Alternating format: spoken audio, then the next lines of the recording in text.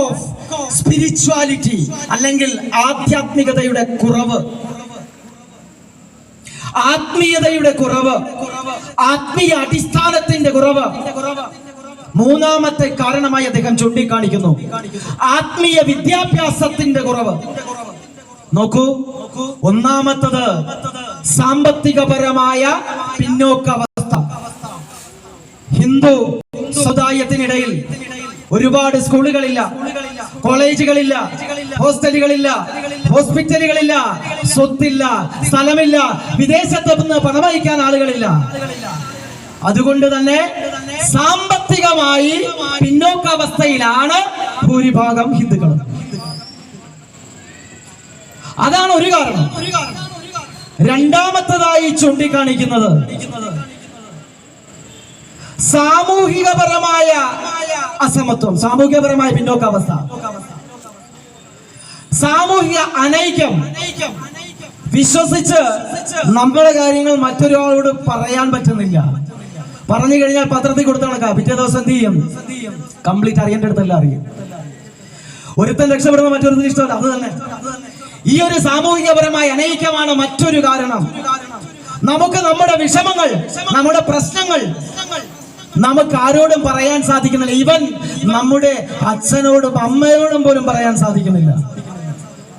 ഇതൊന്നും ഇല്ലെങ്കിലും നമ്മൾ അറിയാത്ത വേറെ ഏതോ ലോകത്തുള്ള ഒരു സുഹൃത്തിനോട് ഫേസ്ബുക്കിലൂടെ 4 ചുവരിന്റെ ഉള്ളിലിരുന്ന് നമുക്ക് പറയാൻ പറ്റും.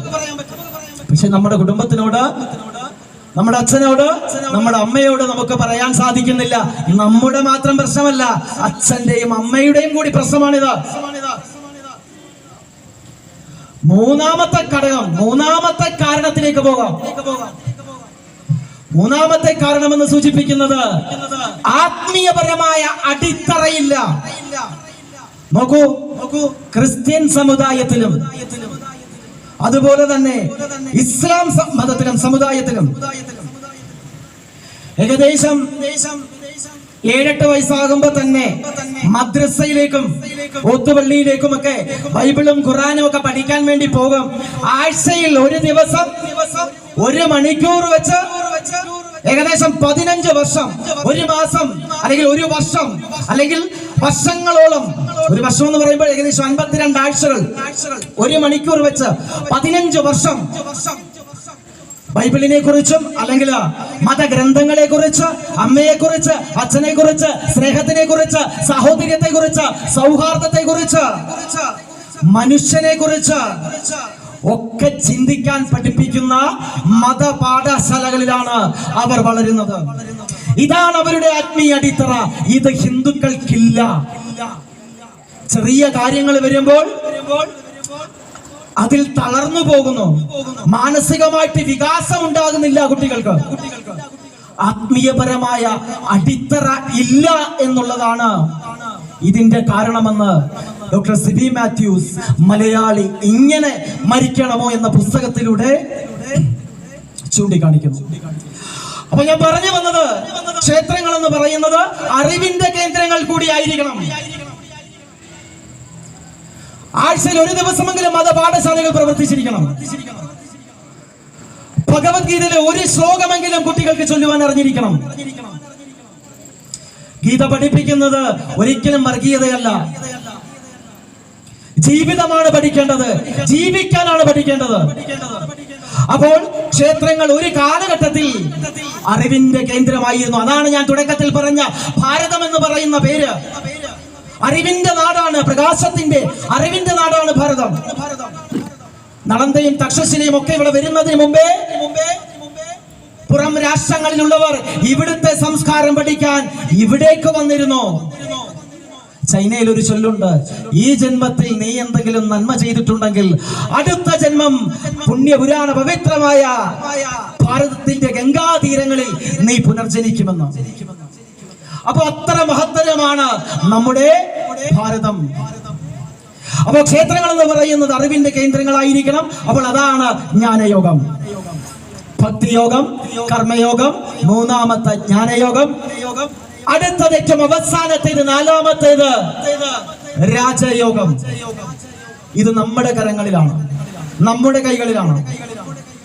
ഞാൻ ഈ പറഞ്ഞ 3 യോഗങ്ങളും എങ്ങനെ നിങ്ങൾ ഉള്ളിലേക്ക് എടുക്കുന്നു, ഇതിൽ നിങ്ങൾക്ക് ചില കാര്യങ്ങൾ ശരിയെന്ന് തോന്നാം, ചിലത് തെറ്റെന്ന് തോന്നാം, ചിലത് കൊള്ളാമെന്ന് തോന്നാം, ചിലത് സ്വീകരിച്ചാൽ കൊള്ളാം, അത് അങ്ങനെയാണോ, ഇങ്ങനെയൊക്കെ സംശയം വരും. അപ്പോ നമ്മുടെ മനസ്സ് എന്താണോ നമ്മളോട് പറയുന്നത്, ശരിയായിട്ട് തോന്നുന്നത് എന്താണോ അത് മാത്രം സ്വീകരിക്കുക, ബാക്കിയുള്ളതെല്ലാം കളഞ്ഞേക്കുക. 3/4 മണിക്കൂർ ഒരു പീരീഡ് ക്ലാസ്സില് ഇരിക്കുമ്പോ ടീച്ചർ 45 മിനിറ്റ് പഠിപ്പിക്കുമ്പോ വെറും 2 അല്ലെങ്കിൽ 8 വരെ സെക്കൻഡിലുള്ള കാര്യങ്ങൾ മാത്രമേ നമ്മുടെ ഉപബോധ മനസ്സിലേക്ക് പതിയുള്ളൂ. നഗ്നമായ സത്യം നമുക്കറിയാം, ഇനി എത്ര വലിയ പഠിപ്പിസ്റ്റാണെങ്കിലും. അതുകൊണ്ട് തന്നെ ഞാനിവിടെ 1 മണിക്കൂർ സംസാരിക്കുമ്പോൾ സെക്കൻഡുകൾ മാത്രം ഞാൻ പറഞ്ഞ കാര്യങ്ങളെ നിങ്ങളുടെ ഓർമ്മയിൽ ഉണ്ടാവുള്ളൂ. അതിൽ ശരിയെന്ന് തോന്നുന്നത് മാത്രം ജീവിതത്തിൽ പ്രാർത്ഥിക്കുക. കാരണം പണ്ട് ഒരു മഹാത്മാവ് പറഞ്ഞതുപോലെ വാദിക്കാനും ജയിക്കാനും ഒന്നുമല്ല, അറിയാനും അറിയിക്കാനുമാണ് ഓരോ പ്രഭാഷണങ്ങളും. അപ്പൊ ഞാനീ പറഞ്ഞ കാര്യങ്ങൾ എങ്ങനെയാണ് നിങ്ങൾ ഉള്ളിലേക്ക് സ്വാംശീകരിക്കേണ്ടത്, എങ്ങനെയാണ് നിങ്ങൾ അത് ഉള്ളിലേക്ക് എടുക്കുന്നത്? ഭക്തി നല്ലതാണ്, അതിന്റെ കൂടെ കർമ്മം കൂടി നല്ലതാകുമ്പോൾ വളരെ ഗംഭീരമാണ്, ഒപ്പം ജ്ഞാനം കൂടിയാകുമ്പോഴോ അതിഗംഭീരമാണ്. ഇതെല്ലാം കൂടെ ചേരുന്ന ഒരവസ്ഥയാണ് രാജയോഗം എന്ന് വിളിക്കുന്നത്.